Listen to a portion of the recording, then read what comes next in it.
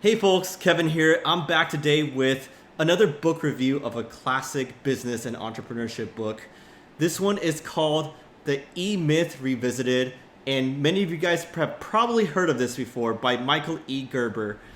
The reason why it's a classic is because it talks about why most small businesses fail and what we can do differently to greatly strengthen the chances of success. And before I dive into my top lesson, I want to share a couple things. First is that this is the most applicable to small businesses. And what I mean by that is like tradespeople or craftspeople, your bakers, your construction company owners, plumbers, restaurant owners, things like that. But if you read the book, you'll find a lot of lessons are also applicable to these new age internet startups that a lot of y'all run, I'm sure.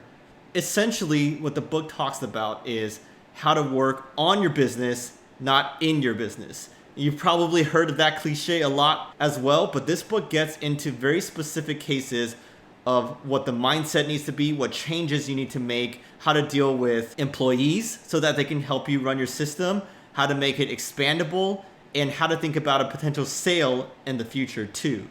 So all of those are super useful for most businesses out there, startups, small businesses. And so definitely recommend you check that out. And so I want to touch on my top lesson in this book. And essentially, I learned that when you're working with employees, growing your team, it's really important to take an operational and systems-based approach.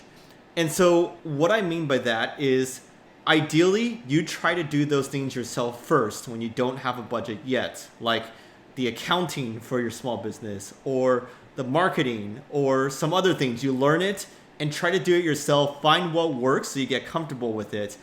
But of course, as you get more customers, as you get more revenue, you need to grow, you need to expand, right? So instead of asking your employee to be a jack of all trades like you were initially and do everything and just kind of leave them to be and trust them too much, you should write an operational guide for each specific thing that you figured out. And that can serve as sort of a living document per se.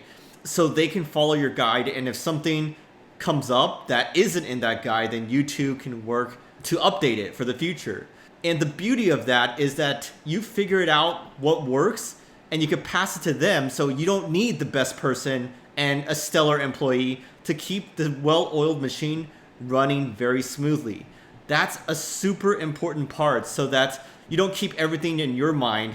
And when you do hire people, you don't ask them to be a jack of all trades. He gives a lot of stories and case studies in the book that show how that doesn't work. And let's say you do take the approach of trusting someone, asking them to do everything. Initially, they do well, but then as you expand even more and more, and you kind of just leave things in their hands to take the same haphazard, lackadaisical approach, you'll find that things don't scale and quality drops. The service isn't what it used to be. The product isn't what it used to be.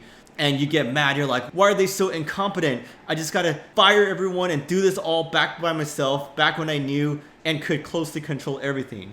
And so that's the common life cycle of these small businesses. They expand, hire people, and then fire them all to cut down and go back to basics. But you don't have to go through that painful cycle. You could use Michael E. Gerber and the Emyth approach and do it well in your company so that you can expand successfully this way. So that is the top lesson learned. And like I said, this is a really oldie but goodie book that I definitely recommend you to read.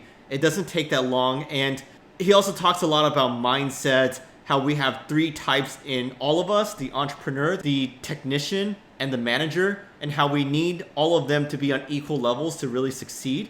But yeah, like I said, I learned a lot. Definitely recommend this to you. And if you like these quick book reviews, me sharing with you my top tips and how that can help out you and your business, then give me a like, subscribe if you haven't already. This is Kevin. I'll come back next time with another book. As always, if you have a great one for me to check out, write it down below.